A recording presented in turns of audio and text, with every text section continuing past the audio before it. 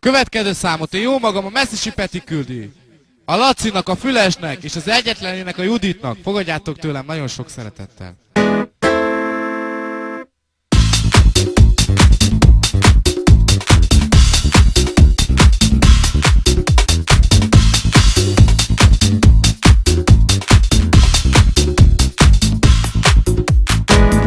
Egy magányos éjszakán a csillagok se néznek rám, mert nem vagy itt, nem gondolsz rám.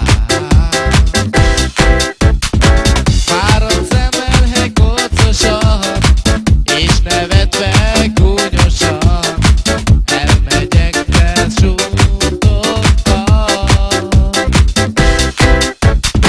Fáradt szemmel hegyocosan, és nevetve gúnyosan, elmegyek felsútottan. Te vagy a fény, miben ragyogja életem. Te vagy a nyár, ó, az égen a napsugár.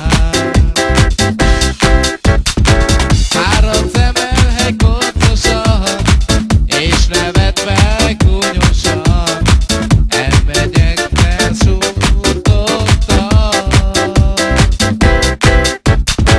Fáradt szemmel hegyocosan, és nevetve gúnyosan, elmegyek felsútottan.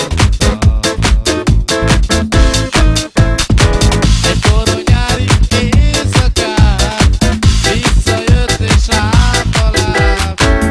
Nem szólt semmit, csak nézett rám. Szemét lassan elhúzta, és a vállát kissé megvonta. Szeretlek, ezt csútottam. Szemét lassan